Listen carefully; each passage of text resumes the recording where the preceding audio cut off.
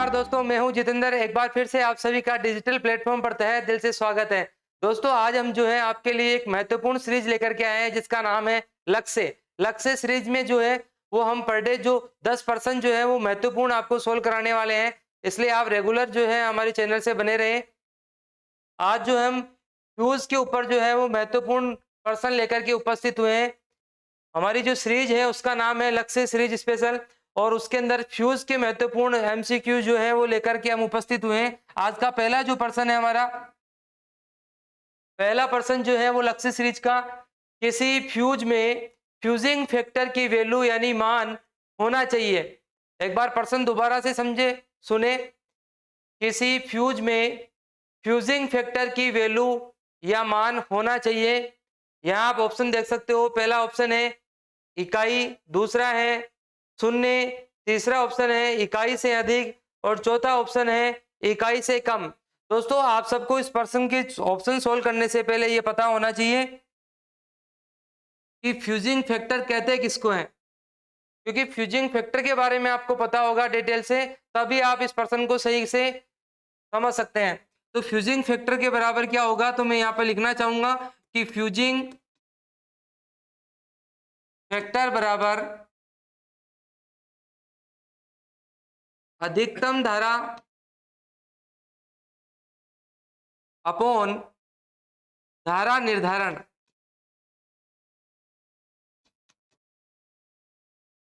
आप देख सकते हो कि ये वाला जो फॉर्मूला है, ये फॉर्मूला आप सबको पता हो, यानी कि अधिकतम बहने वाली धारा और उसकी जो रेटिंग है यानी कि धारा निर्धारण है, इन दोनों का अनुपात जो होगा वो फ्यूजिंग फैक्टर होता है। और फ्यूजिंग फैक्टर जो है वो इकाई भी हो सकता है, इकाई से अधिक भी हो सकता है, कम भी हो सकता है, शून्य भी हो सकता है, लेकिन देखना है कि कैसे। आप देखो यहाँ पर कि धारा निर्धारण, मान लो आपके पास में कोई फ्यूज है। एक बार के लिए मैं बना देता हूं यहाँ पर कि ये कोई लैंप लगा हुआ है, और इस लैंप को आपने जो है इस प्रकार से फ्यूज लगा करके,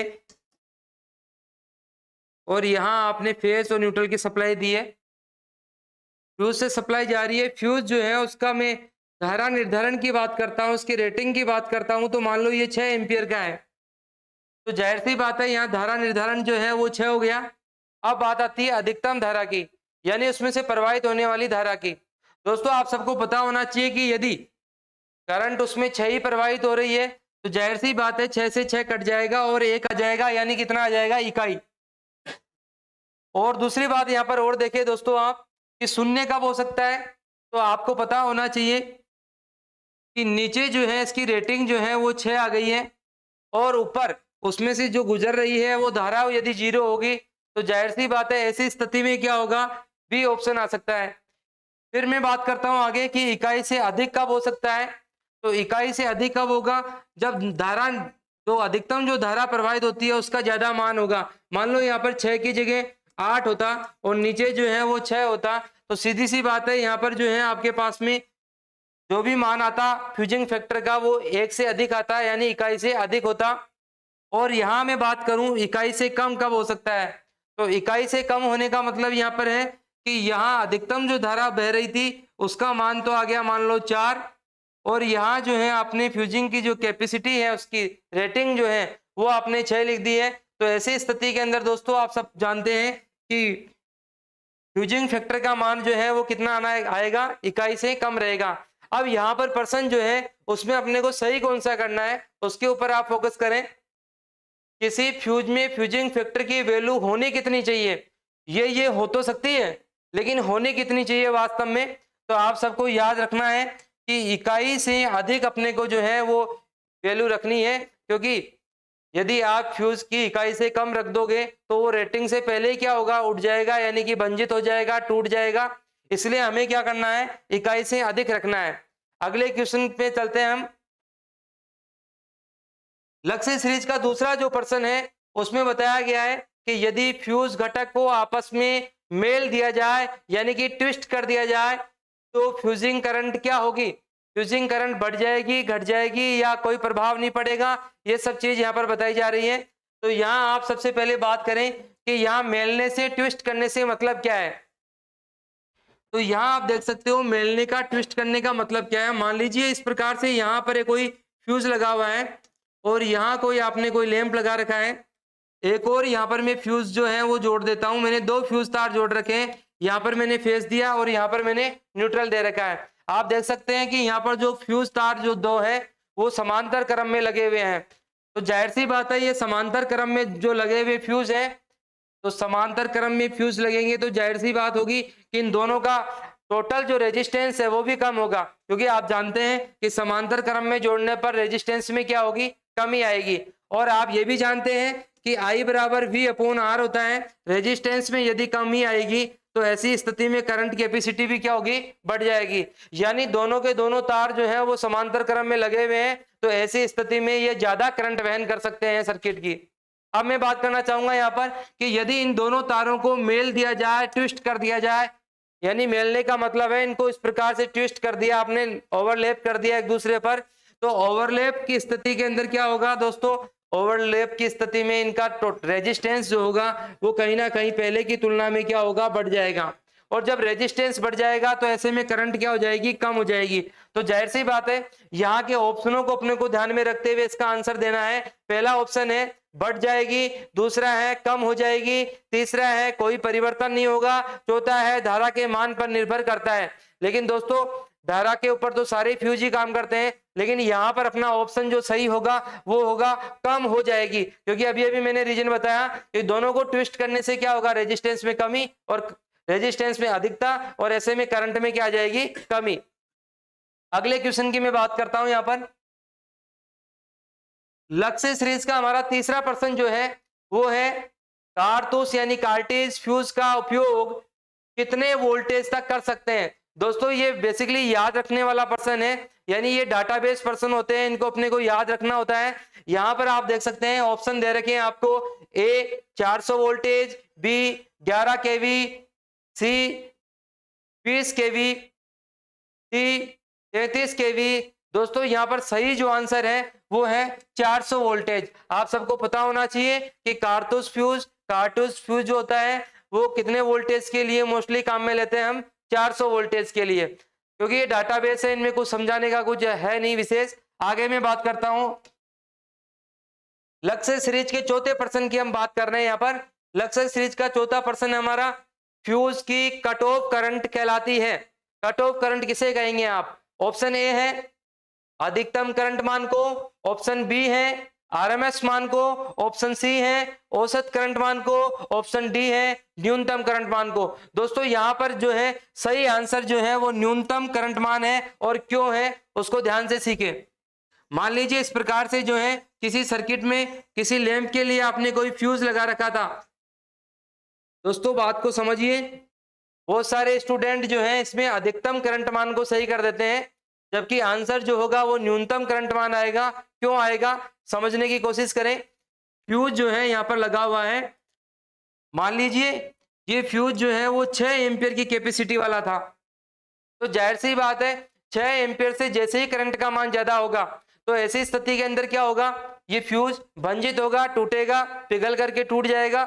तो ऐसी स्थिति में आप ध्यान दें कि 6 से जैसे ही ज्यादा होगा, तो मान लीजिए वो 6.01 एम्पियर ही था, उसके ऊपर जैसे ही क्या होगा करंट मान आएगा 6.01 आया, 6 से जैसे ही ऊपर आते हैं तो ऐसी स्थिति में क्या होगा, ये पिघल करके और ऊष्मा पा करके और पिघल करके टूट जाएगा, भंजित हो जाएगा।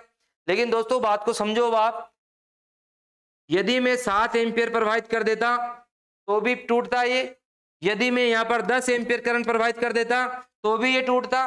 इसीलिए मैं कह रहा हूं कि यहाँ पर अपने को न्यूनतम मान लेना है, क्योंकि जिस न्यूनतम मान के ऊपर फ्यूज टूट जाता है, पिघल जाता है, भंजित हो जाता है, वही मान जो है वो कट ऑफ करंट मान कहलाता है। तो इसीलिए यहाँ पर अपन जो है वो डी ऑप्शन सही करेंगे। दोस्तों हमेशा अपने को याद रखना है। अगले प्रश्न पे चलते हैं हम। आप देख सकते हैं यहाँ पर लक्ष्य सीरीज का 5वां प्रश्न जो है बताया जा रहा है आपको, यहाँ पुनः तारण फ्यूज की तुलना में एचआरसी फ्यूज का लाभ क्या होता है। तो यहाँ ऑप्शन आप देख रहे हैं। पहली बात तो आप सब ये समझिए कि पुनः तारण क्या होता है और एचआरसी क्या होता है। ये दोनों जो है वो फ्यूज होते हैं अलग अलग प्रकार के। पुनः तारण यानी कि रिवायरेबल प्रकार का, जिनमें तार के जलने पर बार बार उसको बदला जा सकता हो, वो रिवायरेबल यानी कि पुनः तारण प्रकार का फ्यूज है। और एचआरसी हाई रैप्चरिंग कैपेसिटी, जिसको आप जो है वो उच्च विदारण क्षमता भी कहते हैं। तो ऐसे दोनों फ्यूज हैं, इन दोनों फ्यूजों की आपस में तुलना बताई गई है।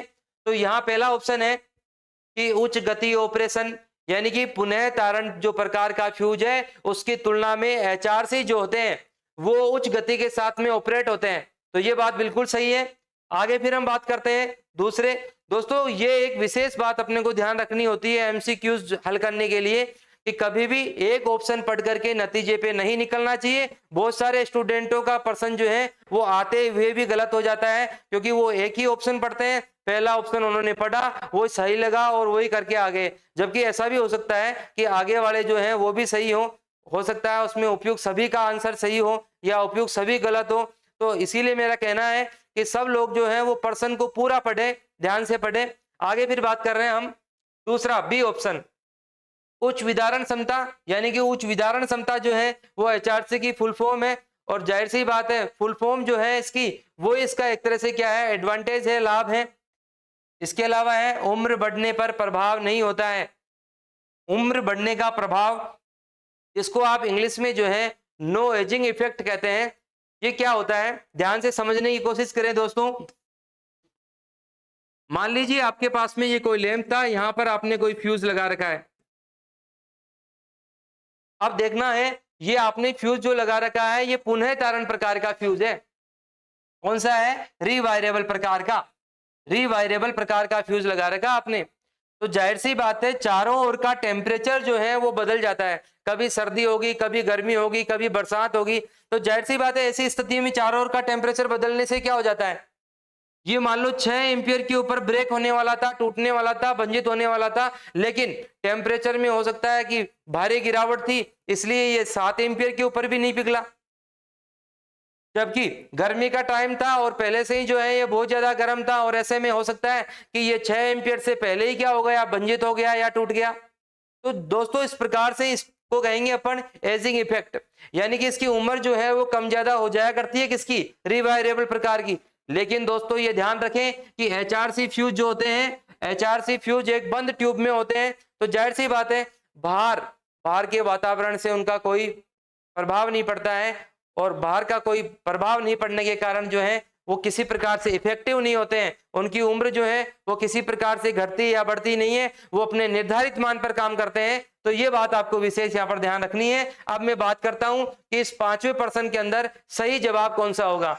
तो यहाँ आप देख सकते हैं कि पुनः तारण फ्यूज जो है उसकी तुलना में एचआरसी फ्यूज के ये सभी लाभ हैं, इसलिए सही आंसर जो होगा इसमें डी ऑप्शन होगा। आगे प्रश्न की बात करेंगे हम। यहाँ आप लक्ष्य सीरीज का छठा प्रश्न देख रहे हैं, और छठे प्रश्न में बताया गया है कि द्रव प्रकार के फ्यूज में कौन सा पदार्थ काम में लिया जाता है, यानी द्रव प्रकार का जो लिक्विड फ्यूज होता है उसमें कौन सा द्रव इनमें से काम में लेंगे।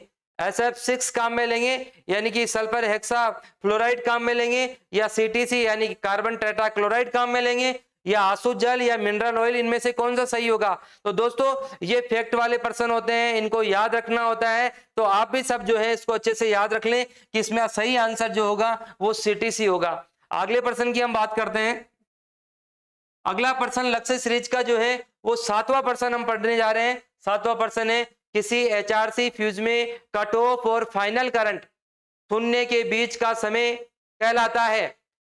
दोस्तों यहां पर दो चीज दे रखी है आपको, कट ऑफ और फाइनल करंट। आप बात को समझें और फिर नतीजे पर पहुंचे। इस प्रकार से यहां आपको ने एक फ्यूज लगा रखा है जो किसी सर्किट के लिए है। मान लो मैंने कोई लैंप लगाया और यहां पर आपने जो है वो सप्लाई दे रखी है। अब बात करूंगा मैं पहले तो कि कट ऑफ जो है वो कौन सा होता है और फाइनल करंट कौन सा होता है। दोस्तों यहां पर जो है वो कट ऑफ करंट आपको पता है कि इसकी जो रेटिंग होती है, मान लो 6 एम्पियर है, तो जाहिर सी बात है वो 6 एम्पियर इसके लिए क्या है, कट ऑफ करंट है। लेकिन बात यह है कि क्या वो 6 एम्पियर के ऊपर पिघल गया था, हो सकता है वो 6 से ज्यादा के ऊपर पिघला हो। तो ऐसे में यहां देख सकते हैं आप कि फाइनल करंट जो है वो कितने के ऊपर पिघला, वो क्या है, फाइनल करंट है। और जाहिर सी बात है ये बहुत ही समझने की बात है कि यहाँ पर आपका फ्यूज जो है वो किस समय पिघल करके टूट जाता है, किस समय भंजित हो जाता है, वही जो है वो समय जो है वो आर्कन काल कहलाता है, और इसका सही आंसर भी जो है वो आर्कन काल ही है। इसके मैं और ऑप्शन भी पढ़ देता हूं। ए आर्कन काल, बी ज्वलन बिंदु काल, सी कुल समय, और डी सभी गलत। सही आंसर यहाँ पर आर्कन काल होगा। आर्कन काल का सीधा सा मतलब है कि इसकी रेटिंग जो थी उस रेटिंग से ये कितने ज्यादा के ऊपर पिघला, और सबसे कम जितने एम्पियर के ऊपर पिघला और जितना समय लगा उसको पिघलने में, वही क्या कहलाता है, उसका आर्कन काल कहलाता है। मान लो 6 एम्पियर के बाद में उसको 2 सेकंड का समय लगा, या 5 सेकंड का समय लगा, या 10 सेकंड का समय लगा, तो ये 2, 5 और 10 सेकंड का जो समय है वो समय क्या कहलाता है, आर्कन काल कहलाता है। आगे फिर बात करते हैं हम अगले प्रश्न, लक्ष्य सीरीज के 8वां प्रश्न की हम बात कर रहे हैं। यहाँ पर किसी फ्यूज को उपयोग में लेने का क्या लाभ है? पहला ऑप्शन है सबसे सस्ती सुरक्षा युक्ति है, ऑप्शन बी है इनवर्स समय धारा विशेषता, ऑप्शन सी है शॉर्ट सर्किट के समय सुरक्षा, और ऑप्शन डी है सभी सत्य। तो दोस्तों आप सबको पता होना चाहिए कि ये भी एक तरह से जो है इसकी विशेषताओं को याद रखते हुए एक फैक्ट की तरह प्रश्न है। ये फैक्ट्स आपको याद रखने हैं कि फ्यूज जो होता है उसमें ये सारे गुण होते हैं, सारी विशेषताएं होती है और सारे एडवांटेज होते हैं, इसलिए अपन जो है इसके डी ऑप्शन को क्या करेंगे, सही करेंगे। आगे फिर हम बात करेंगे यहाँ पर लक्ष्य सीरीज का 9वां प्रश्न यानी सेकंड लास्ट प्रश्न की बात हम कर रहे हैं यहाँ पर कि द्रव प्रकार का एचआरसी फ्यूज कितने वोल्टेज पर कार्य करता है। यहाँ पर ऑप्शन हम पढ़ रहे हैं, यह भी दोस्तों याद रखने वाला फैक्ट वाला प्रश्न है। यहाँ आप ए ऑप्शन में देख रहे हैं 33 केवी, बी ऑप्शन में 66 केवी, सी ऑप्शन में 132 केवी और डी ऑप्शन में 220 केवी। दोस्तों यहाँ पर सही आंसर जो है किताब में हम पढ़ते हैं वो 11 केवी के लिए पढ़ते हैं, लेकिन यहाँ 11 केवी ऑप्शन में नहीं है, तो जाहिर सी बात है हम सही आंसर इसका लगाएंगे वो 33 केवी लगाएंगे। यानी अपना यहाँ पर ऑप्शन के हिसाब से राइट आंसर कौन सा है, ए। बाकी आप ध्यान रखें कि 11 केवी या उससे अधिक के जो फ्यूज होते हैं वो अपन द्रव प्रकार के एचआरसी काम में ले सकते हैं। आगे फिर हम बात करेंगे लास्ट प्रश्न, लक्ष्य सीरीज का 10वां प्रश्न। 10वें प्रश्न में बताया गया आपको कि फ्यूजिंग फैक्टर होता है, तो फ्यूजिंग फैक्टर किसे कहते हैं, ये अपन ने पहला जो प्रश्न स्टार्ट किया था उसी में अपने को पता लग गया था कि अल्पतम फ्यूजिंग धारा और धारा निर्धारण जो है उन दोनों का अनुपात ही क्या कहलाता है, फ्यूजिंग फैक्टर कहलाता है। तो यहाँ आप देख सकते हो ऑप्शन ए में है अल्पतम फ्यूजिंग धारा, ऑप्शन बी में है धारा निर्धारण, और ऑप्शन सी जो है वो ए और बी का अनुपात बता रखा है। तो जाहिर सी बात है यही सही होगा क्योंकि हम पहले भी पढ़ चुके हैं। और डी ऑप्शन में है अल्पतम व किर्यांत गुणक का योग, तो ये बिल्कुल नहीं होता है। तो यहाँ सही आंसर जो है आपका सी हो गया है। दोस्तों आप कंटिन्यू बने रहें, लक्ष्य सीरीज जो है वो आप निरंतर चलने वाली सीरीज रहेगी, और आगे से आगे जो है आप वीडियो को शेयर करते रहें, कमेंट करते रहें और अच्छे अच्छे हमारे को सुझाव देते रहें ताकि हमारे को काम करने के लिए आगे से आगे एनर्जी आप सबसे मिलती रहे। चैनल को सब्सक्राइब नहीं किया है तो प्लीज सब्सक्राइब जरूर करें। धन्यवाद, जय हिंद।